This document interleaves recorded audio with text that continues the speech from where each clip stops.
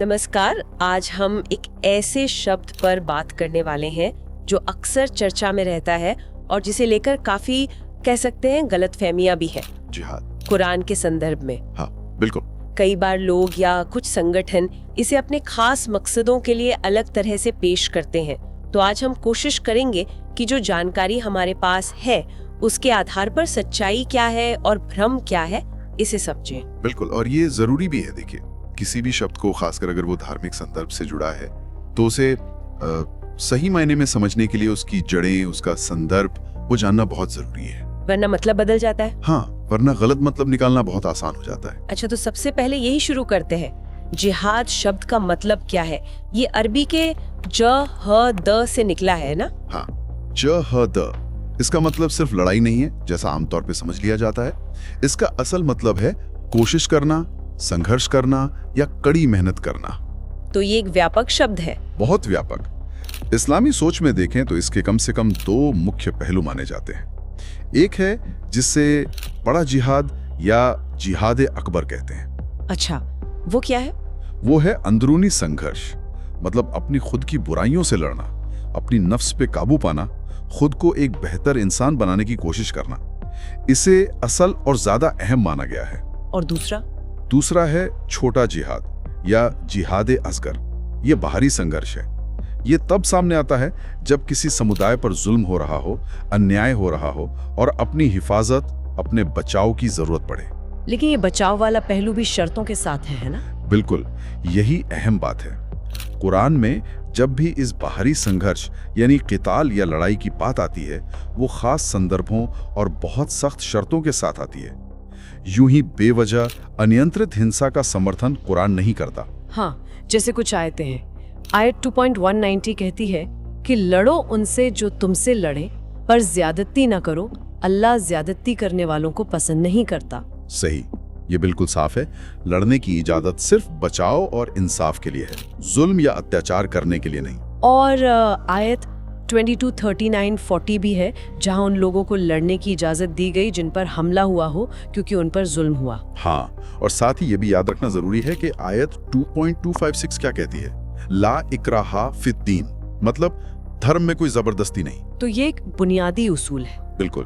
अब देखिए, कुछ आयतें हैं जैसे सूरह तौबा की आयत 5 या आयत 29, जिन्हें लेकर बहुत विवाद होता है।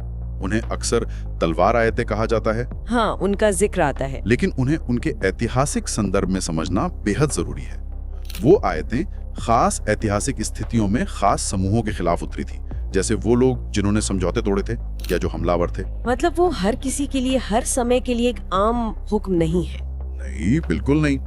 उन्हें हर स्थिति में लागू होने वाला हिंसा का एक खुला आदेश समझना, ये कुरान की पूरी शिक्षा के खिलाफ जाता है। कुरान तो बार बार न्याय, रहम, सहनशीलता, मानवाधिकारों पर जोर देता है। लड़ाई हमेशा आखिरी विकल्प है, और वो भी बहुत सी नैतिक और कानूनी शर्तों के साथ। ये तो हुई कुरान की बात और उसका सही संदर्भ। लेकिन हम आते हैं उस मुद्दे पर कि कैसे इस शब्द का गलत इस्तेमाल होता है। हमारे स्रोतों में भी इसका जिक्र है। हाँ, ये एक बड़ी समस्या है। एक तरीका तो यही है जो हमने अभी बात की, आयतों को उनके संदर्भ से पूरी तरह काट कर पेश करना। बस एक हिस्सा उठा लिया और उसे अपनी हिंसक सोच को सही ठहराने के लिए इस्तेमाल कर लिया। दूसरा एक खतरनाक तरीका है तकफीर, यानी किसी दूसरे मुसलमान या मुस्लिम समूह को ही काफिर या इस्लाम से बाहर घोषित कर देना और फिर उनके खिलाफ हिंसा को, मतलब उसे धार्मिक तौर पर जायज ठहराने की कोशिश करना। ये तो बहुत गंभीर बात है। बहुत गंभीर। और फिर राजनीतिक मकसद भी होते हैं। अपने विरोधियों को दबाने के लिए, लोगों में डर फैलाने के लिए या अपनी सत्ता मजबूत करने के लिए भी जिहाद का नाम इस्तेमाल किया जाता रहा है। और सबसे चिंताजनक शायद वो है जब आम नागरिकों, बेगुनाह लोगों को निशाना बनाया जाता है। बिल्कुल, ये कुरान और शरीयत यानी इस्लामी कानून दोनों के उसूलों के सरासर खिलाफ है। गैर लड़ाकू लोगों, औरतों, बच्चों, बूढ़ों को निशाना बनाना इस्लाम में सख्ती से मना है। स्रोतों में जैसे पाकिस्तान जैसे देशों का जिक्र आता है जहां कुछ ऐतिहासिक और राजनीतिक वजहों से चरमपंथी विचारधाराएं पनपी।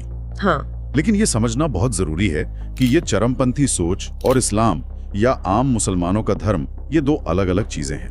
दुनिया भर के अनगिनत मुस्लिम विद्वानों और संगठनों ने हमेशा आतंकवाद की कड़ी निंदा की है। तो जब ये दुरुपयोग इतना हो रहा है तो इसका जवाब क्या है?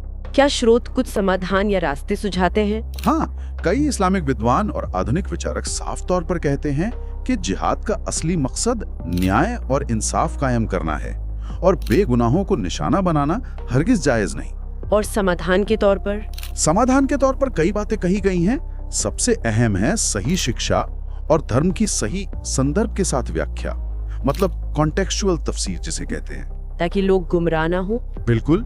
इसके अलावा युवाओं के लिए अच्छे अवसर पैदा करना ताकि वो भटकाव का शिकार ना हो, समाज में सबको शामिल करना, सामाजिक समावेश, चरमपंथ फैलाने वालों के खिलाफ सख्त कानूनी कार्रवाई और शायद सबसे जरूरी अलग अलग धर्मों और संस्कृतियों के बीच बातचीत और संवाद को बढ़ावा दें।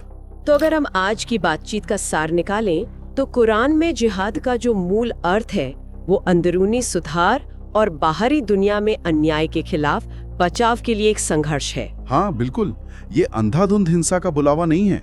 नफरत और हिंसा का विरोध करना और धार्मिक शिक्षाओं को उनके सही संदर्भ में समझना, ये आज के समय में बहुत जरूरी हो गया है। और ये पूरी चर्चा मेरे ख्याल में एक अहम सवाल छोड़ जाती है, वो ये कि किसी भी धार्मिक या ऐतिहासिक शब्द के असल मायने और उसके संदर्भ को अगर हम ठीक से समझें तो आज के दौर में उसे चरमपंथी विचारधाराओं के लिए इस्तेमाल होने से बचाने में कितनी मदद मिल सकती है, इस पर हम सबको सोचने की जरूरत है।